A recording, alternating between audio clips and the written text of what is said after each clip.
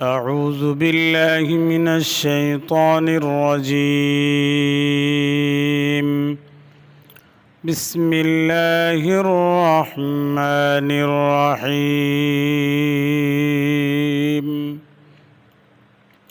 تبت يدا أبي لهب وتب ما أغنى عنه ماله وما كسب سيصلى نارا ذات لهب وامرأته حمالة الحطب في جيدها حبل من مسد.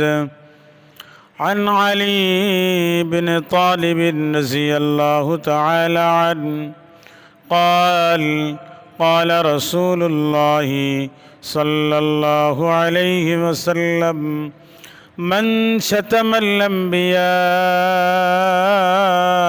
قتل ومن شتم أصحابي جلد. الحمد لله। আল্লাহ পাক রব্বুল আলামিনের দরবারে অসংখ্য শুকর, বহুত বড় ইহসান এবং দয়া, আল্লাহ তাআলার ফজল এবং করম, আল্লাহ তাআলার মেহেরবানি। আল্লাহ তাআলা আমাদেরকে হাজারো মানুষের মধ্য থেকে বাছাই করে অত্যন্ত কল্যাণকামী মনে করে এই নুরানি পরিবেশে, আমলি পরিবেশে, আল্লাহর ঘর জান্নাতের বাগানে বসে দ্বীনি আলোচনা শোনা এবং বলার তৌফিক ইনায়েত করেছেন। এই জন্য সকলেই দিল থেকে বলি আলহামদুলিল্লাহ। মুআজ্জাজ হাজিরিন, আল্লাহ পাক রব্বুল আলামিন মানুষকে দুইটা পথ দেখিয়েছেন। وهديناه النجدين।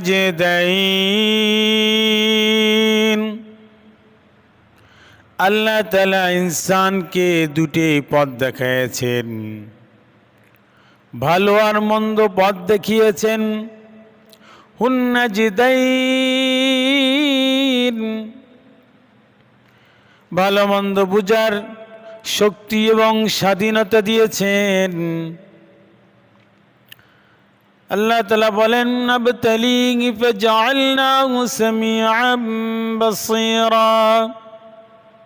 দৃষ্টি সম্পন্ন আর শ্রবণ শক্তি দিয়েছেন যেন আল্লাহ তাআলা তাদেরকে পরীক্ষা করতে পারেন। ইম্মা শাকিরা ওয়া ইম্মা কাফুরা। চাই সে কৃতজ্ঞ হতে পারে, অকৃতজ্ঞ হতে পারে।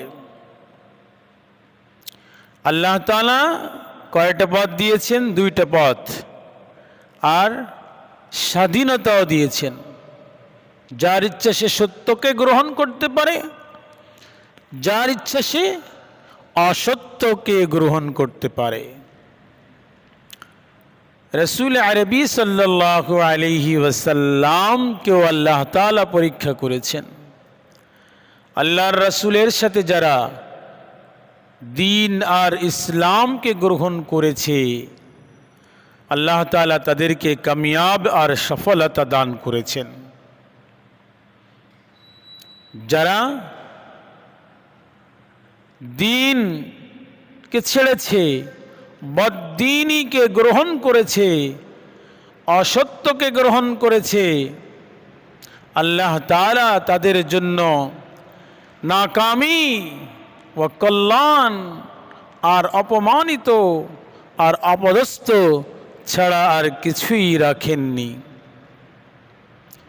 এই ভালো আর মন্দকে কেন্দ্র করে আল্লাহ তাআলা আখিরাতেও দুইটা অবস্থা রেখেছেন।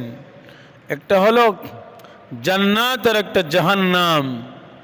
মুমিন বান্দার জন্য জান্নাত, আর যারা মুশরিক, যারা শিরিক আর কুফুরের ভিতরে লিপ্ত, বদ্দিনীর ভিতরে যারা ডুবে আছে তাদের জন্য জাহান্নামের ব্যবস্থা করেছে। নাউজুবিল্লাহ।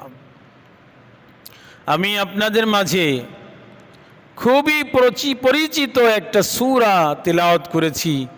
আমার মনে হচ্ছে সকলেই এই সূরাটা জানে, তার কারণ আমি যখন তিলাওয়াত করছি দেখছি সকলেই তিলাওয়াত করছে। আমি যে সূরাটা পড়েছি এই সূরার নাম হলো সূরাতুল লাহাব।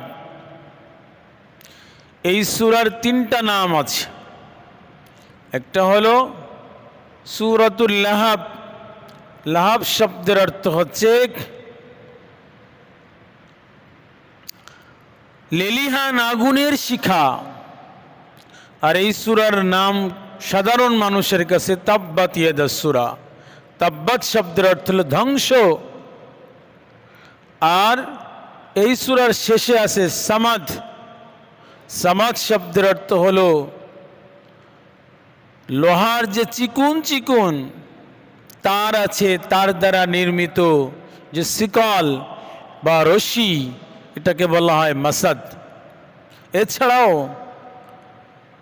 অন্যান্য মুফাসসিরিন কিরাম তাফসীর বিদগণ উল্লেখ করেছেন যে মাসাদ যে শব্দটা আরবের খরজুর গাছ, খরজুর মানে খেজুর গাছ, খেজুর গাছের থেকে যে শ্বাস বের হয় ওই শ্বাস দিয়ে তৈরি নির্মিত যে রশি, ওই রশিকে বলা হয় মাসাদ। তাহলে আমরা এই সূরার তিনটা নাম জানলাম। একটা হলো সূরাতুল লাহাব, সূরাতুত তাব্বাত ইয়াদা, আর একটা হলো সূরাতুল মাসাদ। তো এই যে তিনটা নাম আমরা জেনেছি। রাসূল সাল্লাল্লাহু আলাইহি ওয়াসাল্লামকে যারা কষ্ট দিয়েছে, যারা দিনের পরিবর্তে বদ্দিনী আর কুফুরিকে যারা গ্রহণ করেছে, তার মধ্যে সবচেয়ে চিরশত্রু ছিল আপন চাচা আবু লাহাব। কিভাবে সে রাসূল সাল্লাল্লাহু আলাইহি ওয়াসাল্লামকে কষ্ট দিয়েছে এটা আমরা হাদিসের মাধ্যমে জানব। বুখারী শরীফের ভিতরে হাদিস আসছে, হযরতে আব্বাস রাদিয়াল্লাহু তাআলা আনহু থেকে বর্ণিত হাদিস। তিনি বলেন, আন্নান নবী সাল্লাল্লাহু আলাইহি ওয়াসাল্লাম খারাজা ইলাল বাতাহা। আল্লাহর নবী মাতৃভূমির যে জায়গাটায়, যে ঘরের মধ্যে জন্মগ্রহণ করেছিলেন ওই ঘর থেকে বের হলেন। খারাজা ইলাল বাতহা, বাতহার দিকে আসলেন। বাতহা বলা হয় প্রশস্ত ভূমিকে। প্রশস্ত ভূমি অর্থাৎ বাইতুল্লাহ যেখানে আছে, ওই বাইতুল্লাহ থেকে রাসূলের যে জন্মঘর, জন্মস্থান, ওই জায়গার মাঝখানে একটা পাহাড় আছে। পাহাড়ের নাম হলো সাফা পাহাড়, মারওয়া পাহাড়। আর সাফা পাহাড়ের অর্ধেক হলো জাবাল আবি কুবাইস বলা হয়। এই পাহাড় আর রাসূল সাল্লাল্লাহু আলাইহি ওয়াসাল্লামের বাড়ির মাঝখানে একটা বিস্তৃত, একটা প্রশস্ত ভূমি, এটার নাম হলো বাতহা। তা আল্লাহর নবী যখন ওখানে আসলেন, ফাসাইদাল জাবাল, পাহাড়ে তিনি আরোহণ করলেন। পাহাড় মানে সাফা পাহাড়ে আরোহণ করলেন। ফানাদা, তিনি আহ্বান করলেন, ডাকলেন, ইয়া সাব্বাহ ওয়া আম্মাহু ওয়া খাসসাহু, ব্যাপকভাবে ডাকলেন ইয়া সাব্বাহ। আর বিশেষ বিশেষ গোত্রের নাম ধরে ডাকলেন, বিশেষ বিশেষ গোত্রের নাম ধরে ডাকলেন, ইয়া কুরাইশ, ইয়া বনি আব্দুল মুত্তালিব, ইয়া আব্দ মানাফ, গোত্রের নাম ধরে ডাকলেন। গোত্রের নাম এই জন্য ডেকেছেন কারণ ওই জামানায় গোত্রিক শাসন ছিল। গোত্রিক শাসন ছিল। যার কারণে মহাব্বত আর ভালোবাসা কম ছিল। ভালোবাসা কম থাকার কারণ হলো গোত্রিক শাসন। এই জন্য অনেক সময় দেখা যেত দুই একটা গোত্র সন্ধি করে চুক্তি করে বন্ধুত্ব স্থাপন করত যে আমরা যদি মুসিবতে পড়ি তাহলে তোমরা আমাদের সাথে এসে যোগদান করবে, আমাদের মুসিবতে তোমরা পাশে দাঁড়াবে। এই ছাড়া আর কোনো শাসন ছিল না। তা আল্লাহর নবী পাহাড়ের উপর দাঁড়িয়ে ইয়া সাব্বাহ বললেন। ইয়া সাব্বাহ এটা সাংকেতিক একটা শব্দ। এর অর্থ হলো যে ভোরে ভোরে তোমাদের উপরে একটা শত্রু দল বাহিনী আক্রমণ করতে যাচ্ছে। অর্থাৎ কোন সুস্থ মস্তিষ্কের ব্যক্তি যদি এই ইয়া সাব্বাহ তার কানে পৌঁছে তাহলে সে মনে করবে যে একজন হিতাকাঙ্ক্ষী ব্যক্তি, কল্যাণকামী ব্যক্তি সে আহ্বান করছে যে শত্রু বাহিনী আক্রমণ করতে যাচ্ছে। তাই আল্লাহর নবী বললেন ইয়া সাব্বাহ, ইয়া সাব্বাহ, হে আরববাসী, ভোরে ভোরে তোমাদের উপর একটা শত্রু বাহিনী আক্রমণ করতে যাচ্ছে, এটা বোঝায়। তো ইয়া সাব্বাহ কেন বলল? কারণ সাব্বাহ হলো ওই জামানায় সকালে সকালে আক্রমণ করত। সকালে ভোর রাত্রে যদি আক্রমণ করা হয়, যারা আক্রমণ করছে তারা, যাদের উপর আক্রমণ করছে তারা জাগ্রত হওয়ার পূর্বেই তারা ভোর হয়ে যাওয়ার সাথে সাথে পালাবার রাস্তা খুঁজে পাবে। এজন্য সকালেই আক্রমণ করত।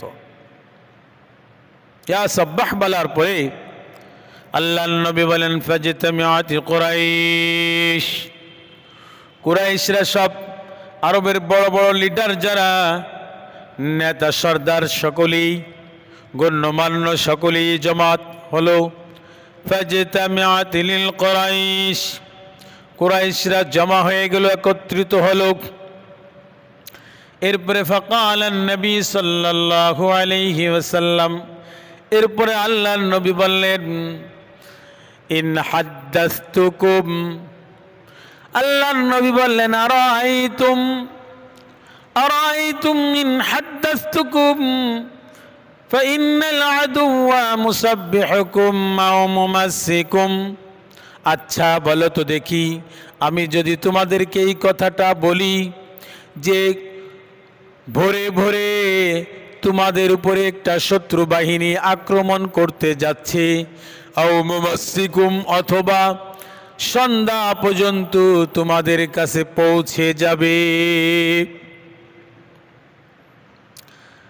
আকুনতুম তুসাদ্দিকুনি, তোমরা কি আমাকে বিশ্বাস করো? আমার কথাটাকে তোমরা বিশ্বাস করো? আকুনতুম তুসাদ্দিকুনি ক্বালু নাআম, তারা সকলেই বলল এক বাক্যে মা জাররাবনা ইল্লা সিদকা, জীবনে কোনোদিন তোমাকে মিথ্যা কথা বলতে শুনিনি, জীবনে কোনোদিন তুমি মিথ্যা কথা বলনি, তুমি তো আল আমিন। তখন আল্লাহর নবী বললেন শোনো, জীবনে কোনোদিন তুমি মিথ্যা কথা বলনি, তুমি সাদিকুল আমিন। এই কথা শোনার পরে আল্লাহর নবী বললেন ইন্নী নাযীরুল লাকুম বাইনা ইয়াদাই আযাবিন শাদীদ, আমি তোমাদের জন্য একজন সতর্ককারী, আমি তোমাদেরকে শুধু সতর্ক করছি। ইন্নী নাযীরুল লাকুম বাইনা ইয়াদাই আযাবিন শাদীদ, তোমরা যদি শিরিক না করো, কুফরি ছেড়ে দাও, শিরিক ছেড়ে দাও, তা যদি না করো তাহলে তোমাদের উপরে একটা শত্রু বাহিনী আক্রমণ করতে যাচ্ছে। যখনই এই কথা বলল, তখন তাদের ভিতরে একজন সর্দার ছিল, নিজ গোষ্ঠীর ভিতরে আপন চাচা ছিল আবু লাহাব। সে বলিষ্ঠ কণ্ঠে বলে উঠল, তাব্বাল্লাক আলিহাযা জামাআতানা তাব্বাল্লাক সাইরাল ইয়াউম। নাউযু বিল্লাহ, বলেন নাউযু বিল্লাহ। বলে আজকে সারাদিন তুমি ধ্বংস হও। আলিহাযা জামাআতানা, এজন্য তুমি আমাদেরকে একত্রিত করেছো। দেখেন, ওরা কিন্তু তাকে আল আমিন বলেছে। যখন শিরিক আর কুফুরের ভিতরে, কুফুর আর শিরিক এর বিরোধী যখন আল্লাহর নবী তাওহীদের দাওয়াত দিলেন, তখন তারা বিপক্ষে অবস্থান করল। এখন বলে ইমাম সাহেব ভালো না। সুদ ঘুষের কথা যখন বলে, তখন বলে ইমাম সাহেব ভালো না, এর আগে ইমাম সাহেব ভালো ছিল।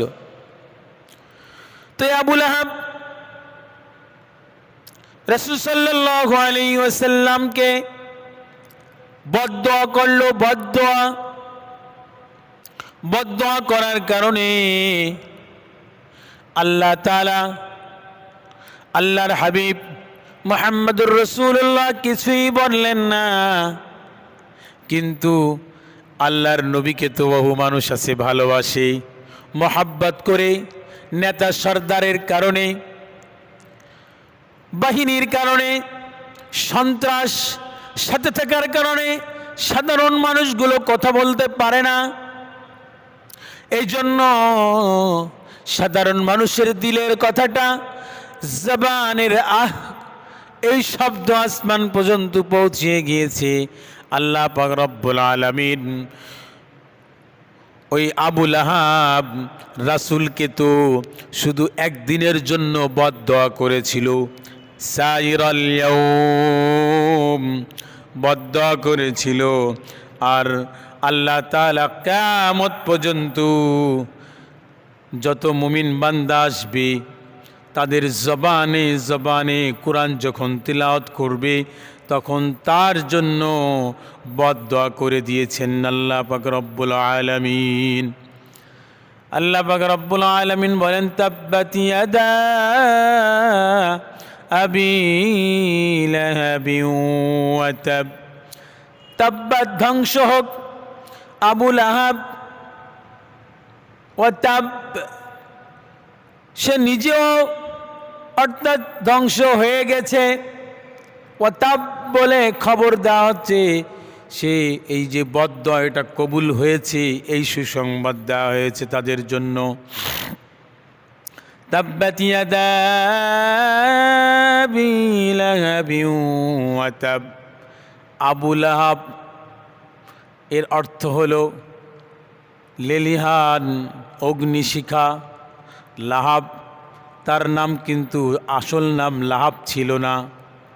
গত জুমায় বলছিলাম, ওই যে রাসূলকে জিজ্ঞাসা করতে আসছে দিমাদ, দিমাদ শব্দের অর্থ হলো মালিশ। তার আসল নাম কিন্তু এটা নয়, মালিশ তার নাম পড়ে গেছে। আবু লাহাবের নাম কিন্তু আবু লাহাব ছিল না, তার নাম হলো আব্দুল উজ্জা। কি নাম? আব্দুল উজ্জা। আব্দুল উজ্জা বলা হয়, উজ্জা একটা মূর্তির নাম, মূর্তির বান্দা। শুধু যে খারাপ নাম ছিল তা নয় নেতাদের, আমি কিন্তু এই জামানার নেতাদের কথা বলছি না, ওই জামানার নেতাদের কথা বলছি। রাসূলের চাচার নাম কি ছিল? রাসূলের বাবার নাম কি ছিল? আবু লাহাব। রাসূলের বাবার নাম কি ছিল? আব্দুল্লাহ। তো ভালো নাম ছিল, কিন্তু তার নাম কি? চাচার নাম আব্দুল উজ্জা। আবু লাহাব কেন বলা হয় আবু লাহাব? এজন্য বলা হয়, এক নম্বরও জবাব হলো কোরআনের শান। কোনো বদ্দিনই খারাপ নামকে কোরআন বর্ণনা করবে, সেটা কোরআনের শান নয়। কিন্তু মৌলিকভাবে যেটা, তাফসিরে জালালাইনের ভিতরে, তার শরা কামালাইনের ভিতরে উল্লেখ করা হয়েছে যে আবু লাহাব, তাফসিরে মাজহারের ভিতরেও দেখেছি, তাফসিরে নুরুল কোরআনের ভিতরে দেখেছি, তাফসিরে মারিফুল কোরআন তার ভিতরেও দেখেছি, তাফসির ইবনে কাসিরের ভিতরে আল্লামা ইবনে কাসির রহমতুল্লাহ আলাইহি অধিকাংশ তাফসির ভিতরে এটা উল্লেখ করেছেন যে আবু লাহাব অনেক সুন্দর ছিল।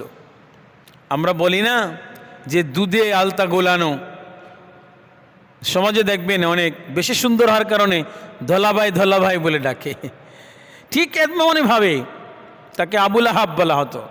অর্থাৎ আবু মানে পিতা আর লাহাব মানে আগুনের, লেলিহান আগুনের অগ্নিশিখা। এই আবু লাহাব রাসূলকে কিভাবে কষ্ট দিয়েছে। তাব্বাত ইয়াদা আবি লাহাব, আল্লাহ তাআলা বললেন আবু লাহাবের দুই হস্ত ধ্বংস হোক। হাতের কথা কেন বললেন? কারণ আল্লাহর নবী যখন দাওয়াত দিচ্ছিলেন যে তোমাদের উপরে ভোরে ভোরে একটা বাহিনী আক্রমণ করবে, এই কথা বলার সাথে সাথে আবু লাহাব বলছিল তাব্বাল্লাক আলিহাযা জামাতানা। অন্য রিওয়ায়াতে আসছে তাব্বাল্লাক সাইরাল ইয়াউম আলিহাযা দাওয়াতানা, সারা দিনের জন্য তুমি ধ্বংস হও। এই কথা বলে তার দুই হস্ত দিয়ে আল্লাহর নবীর দিকে পাথর নিক্ষেপ করেছিল। নাউযুবিল্লাহ। আল্লাহ তাআলার কুদরতিভাবে আল্লাহর নবীকে হেফাজত করেছেন। সুবহানাল্লাহি ওয়া বিহামদি। এই জন্য আল্লাহ তাআলা বললেন আবু লাহাবের দুই হস্ত ধ্বংস হোক। আবু লাহাবের দুই হস্ত ধ্বংস হোক, শুধু তাই নয়, সে নিজেও ধ্বংস হবে। আবু লাহাব রাসূল সাল্লাল্লাহু আলাইহি ওয়াসাল্লাম কে যখন কষ্ট দিত, আরে কোরআনের আয়াত যখন নাজিল হলো তখন সে বলতো যে আমি যে মুহাম্মদকে কষ্ট দিয়েছি, আমার পরে যদি কোনো গজব নাজিল হয়, আমার ধন সম্পদ আছে, আমার জনবল আছে, ধনবল আছে, আমার বাহিনী আছে, আমার সন্ত্রাস বাহিনী আছে, আমার লিডার আছে, আমি তাদের বিরুদ্ধে এই ব্যাপারে কি করব, আমি মোকাবেলা করব। তার এত পরিমাণ সম্পদ ছিল। তার তাফসীরের ভিতরে উল্লেখ করা হয় 8 সের 10 তোলা স্বর্ণ ছিল, পশু সম্পদ ছিল অঢেল, হাজার হাজার পশু সম্পদ ছিল। তার সন্তান ছিল 3 জন, 3 ছেলে ছিল। 3 ছেলের ভিতরে একজন তো উতবাকে তো গত জুমায় বলেছিলাম জাল আসাদ সিংহ এসে তাকে হত্যা করে ফেলেছে বেয়াদবি করার কারণে রাসূলের সাথে। আর তার 2 ছেলে উতাইবা আর মাতাব, আর একটা কন্যা সন্তান ছিল দাররা। তার চোখের সামনেই দাররা কালিমা গ্রহণ করে মদিনায় হিজরত করে চলে যায়। সুবহানাল্লাহ। সেই বাহুবল করতেছিল। তো আল্লাহ তাআলা কোরআনে বললেন মা আগনা আনহু মালুহু ওয়া মা কাসাব, মা আগনা আনহু মালুহু, তার ওই মাল সম্পদ সন্তানাদি, তার খেতাব, ওমা কাসাব, তার নেতাগিরি, খেতাব, সন্তানাদি, জনবল আর ধনবল কোনো কাজে আসেনি। জনবল আর ধনবল তার কোনো কাজে আসেনি। আবু লাহাবকে আল্লাহ তাআলা এইভাবে বেয়াদবি করার কারণে, আল্লাহর রাসূলকে কষ্ট দেওয়ার কারণে কিভাবে ধ্বংস হয়েছে শুনুন। সে যে শুধু তাই হাত দ্বারা কষ্ট দিয়েছে তা নয়, জবান দ্বারাও কষ্ট দিয়েছে। রাবিয়া ইবনে আব্বাদ রাদিয়াল্লাহু তাআলা বর্ণনা করেন যে আমি আমার বাবার সাথে জুলমাজাজ আরবের এক বাজারের মধ্যে গিয়েছিলাম। জুলমাজাজ বাজারে যাওয়ার পরে আমি দেখলাম যে রাসূল আরবি সাল্লাল্লাহু আলাইহি ওয়াসাল্লাম বাজারের এক প্রান্তে দাঁড়িয়ে বলতেছিলেন, ইয়া আইয়ুহান নাস কুলু লা ইলাহা ইল্লাল্লাহু তুফলিহুন। হে মানুষ সকল, কালিমাকে গ্রহণ করো। তাওহীদ আর রিসালাতের এই দাওয়াতের কাজ আল্লাহর নবী মিশনকে চালু করতেছিলেন। আর পিছন দিক থেকে এক ব্যক্তি, সুদর্শন এক ব্যক্তি বলতেছিল, ওয়া কাযযাব, সে মিথ্যাবাদী। আব্বাদ ইবনে রাবি ইবনে আব্বাদ রাদিয়াল্লাহু তাআলা বলেন বাবাকে, বাবা এই পিছনে এই ব্যক্তিটা, এই যে মিথ্যাবাদী বলছে, সে কে? বলে সেটা হলো রাসূলের চাচা আবু লাহাব। আরে রাসূলকে মিথ্যাবাদী বলছে, যে রাসূলের কোনো গুনাহ ছিল না, কোনো ধরনের মাসুম তিনি ছিলেন, কোনো ধরনের পাপ তার ছিল না। ওই ব্যক্তিকে তার কওম, তার জাতি, তার গোত্র, তার উম্মত তাকে মিথ্যাবাদী বলেছে।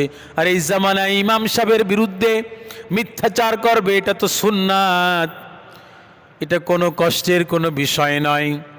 এই জন্য ওই আবু লাহাবের ধ্বংস কিভাবে হয়েছে আল্লাহ তাআলা ওই চিত্রটাই তুলে ধরেছেন।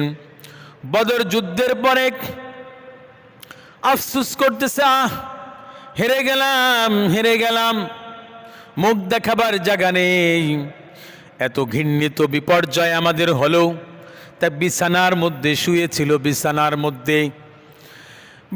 মধ্যে শুয়ে শুয়ে চিন্তা করতে করতে অসুস্থ হয়ে গেল। হঠাৎ করে তার এক পাশ থেকে ফোড়া উঠল। ফোড়াটা আস্তে আস্তে বড় হতে শুরু করলো, ফুলতে শুরু করলো, ফাটতে শুরু করলো। এক পর্যায়ে তার ইন্তেকাল হয়ে গেল। ফোড়া উঠলে এটা সংক্রম, আরবের জাহেলগুলো সংক্রম মনে করত। ইসলামে কোনো সংক্রম নেই, ছোঁয়াছুঁয়ি বলতে কিছু নেই। আরবের তারা সংক্রম রোগ মনে করার কারণে তার কাছে তার পরিবার পরিজন কেউই আসতো না। সংকট, বয়কট, তার কাছে কেউ আসে না, কোনো খাবার তার কাছে পৌঁছে না। তার কারণ হলো নবুয়তের 7ম বছরে বয়কট করেছিল। ওই বয়কটের মধ্যে খাবার পৌঁছাইতে, যাতে তাদের কাছে, মুসলিমদের কাছে খাবার না পৌঁছে, সেই ষড়যন্ত্র করেছিল আবু লাহাব। আল্লাহ তাআলা তাকেও বয়কট করে দিয়েছেন, তার কাছে কেউ যায় না। তার ইন্তেকাল হয়ে গেল, প্রতিবেশীও তাকে ধরে না। প্রতিবেশীর কিছু মানুষ টাকা, চাঁদা, পয়সা এগুলো কালেকশন করে সুদানির কালো হাফসি গুলামগুলোদেরকে ভাড়া করে এনে তাদের মাধ্যমে তারা হাত দিয়েও ধরে না। লাঠি এনেছে, লাঠি, বড় বড় লাঠি, ড্রাম দেখেন না, লাথি মারে আর চলে, লাথি মারে আর চলে। এইভাবে লাঠি দিয়ে নিক্ষেপ করে করে গর্তের মধ্যে তাকে নিক্ষেপ করে, এইভাবে তাকে চিরতরে শেষ করে দেয়।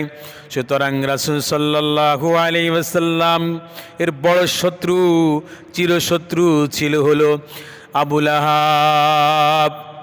যারা রাসূলকে কষ্ট দিয়েছেন, যারা রাসূলকে কষ্ট দিয়েছেন, তাদেরকে আল্লাহ তাআলা দুনিয়ায়ও শাস্তি এইভাবে দিবেন, আখিরাতেও তাদের জন্য কঠিন শাস্তি রয়েছে। ইন্না আযাবি লাশাদীদ। সুতরাং যারা রাসূলকে আর কষ্ট দিচ্ছে তাদেরকে শিক্ষা গ্রহণ করতে হবে।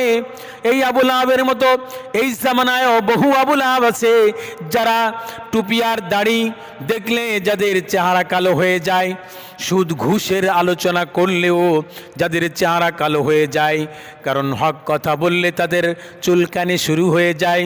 এজন্য তাদেরকে আমি সতর্ক করার জন্য বলছি। আমিও রাসূলের ওই কথা নকল করে করে বলছি, ইন্নী নাযীরুল লাকুম বাইনা ইয়াদাই আযাবিন শাদীদ। আমিও তোমাদের মধ্যে একজন ইমামের দায়িত্ব নিয়ে, একজন ওয়ারাসাতুল আম্বিয়ার দায়িত্বকে সামনে রেখে ঈমানের দায়িত্ব পালন করার জন্য তোমাদেরকে সতর্ক করছি। রাসূলকে ভালোবাসো, রাসূলের আদর্শ গ্রহণ করো, রাসূলের ভালোবাসা নিয়ে হায়াতে জিন্দেগিকে গড়ার তৌফিক দান করেন। জোরে বলেন আমিন। আখির দাওয়ানা আনিল হামদুলিল্লাহি রাব্বিল আলামিন।